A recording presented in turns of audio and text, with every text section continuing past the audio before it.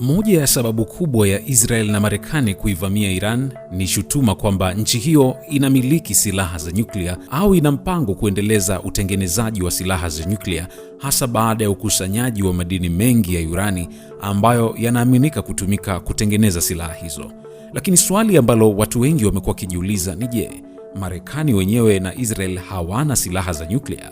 Kwani nchi hizi zimeonekana ziko mbele sana katika utengenezaji wa silaha, lakini pia ni watu wanaopenda vita. Je, ni kweli kwamba watakuwa wamerudi nyuma tu na kuacha mataifa mengine yakitengeneza silaha za nyuklia na kazi yao ikiwa ni kuwasimamisha kutengeneza silaha hizo ikiwa wao wenyewe hawana? Je, ni kweli kwamba nchi hizi zingekuwa na ujasiri wa kuzivamia nchi ambazo huenda zina silaha za nyuklia, ili hali kwamba silaha hizo zinaweza kutumika kinyume chao? Hivi karibuni katika vita inayoendelea kati ya Marekani, Israel na Iran, afisa mmoja wa jeshi la Iran amesema kuwa jaribio lolote la Marekani au Israel kutaka kuupindua utawala wa Iran kupitia machafuko ya silaha litakabiliwa na jibu la moja kwa moja ambalo linaweza kujumuisha kulenga kinu cha nyuklia cha Dimona kinachomilikiwa na Israel. Sasa hiki ni moja ya vinu ambavyo vinadaiwa kinaendeleza mpango wa nyuklia wa Israel. Lakini Israel pia si taifa lililo katika mkataba wa kuzuia uenezaji wa silaha za nyuklia, mkataba wa kimataifa unaolenga kuzuia ueneaji wa aina hii ya silaha. Sasa kama Israel hayupo katika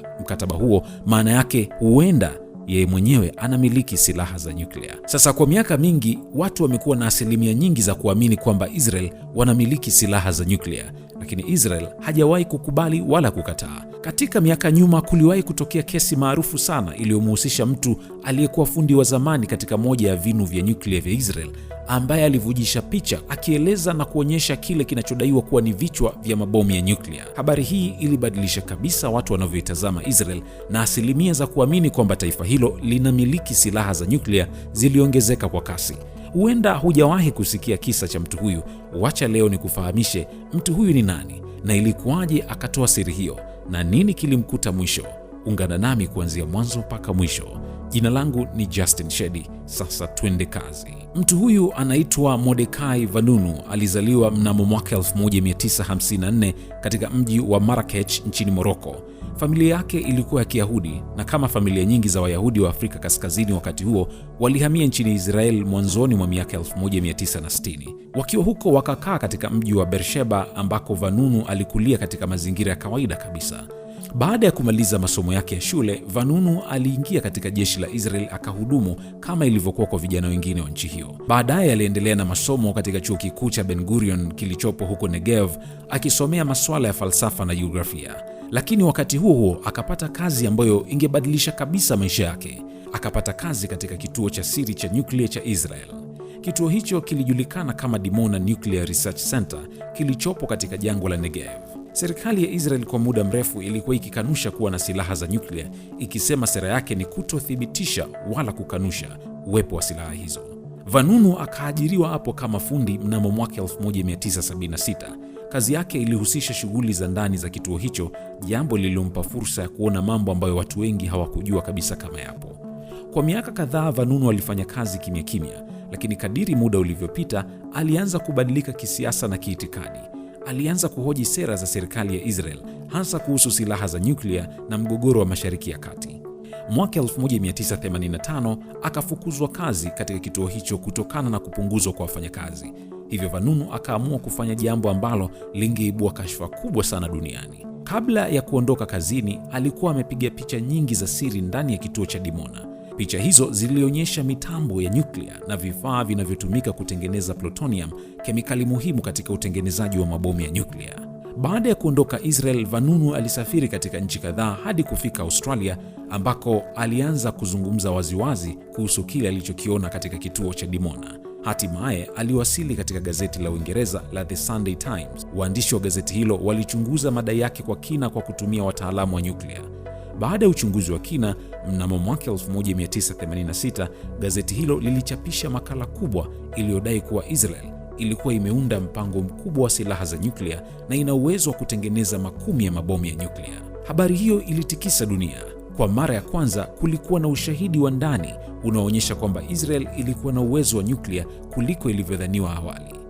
Wataalamu wengi waliamini kuwa taarifa za Vanunu zilikuwa sahihi. Lakini wakati makala hiyo ilikuwa inakaribia kuchapishwa, Vanunu alikuwa tayari ameshaanza kufuatiliwa na shirika la kijasusi la Israel la Mossad. Katika operesheni iliyokuwa kama filamu ya kijasusi, mawakala wa Mossad walimshawishi Vanunu kusafiri kutoka London kwenda Italy kwa kumtumia mwanamke aliyekuwa akijifanya mtalii. Alipofika mjini Rome, Italy, alitekwa nyara kwa siri, akapewa dawa za usingizi na kusafirishwa kwa njia ya siri kurudi Israel ndani ya meli. Baadaye akafikishwa mahakamani kwa mashtaka ya uhaini na kutoa siri za taifa.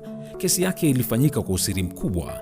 Serikali ya Israel ilisema kuwa Vanunu alikuwa ameweka usalama wa taifa hatarini kwa kufichua siri za kijeshi. Mwaka 1988 mahakama ilimhukumu kifungo cha miaka 18 jela. Miaka mingi ya kifungo hicho alitumikia katika hali ya upweke kabisa, akikaa peke yake katika chumba cha gereza bila mawasiliano na wafungwa wengine. Mashirika ya haki za binadamu duniani yakiwemo Amnesty International yalipinga namna alivyoshikiliwa, yakisema kuwa alitendewa vibaya kwa sababu alifichua ukweli.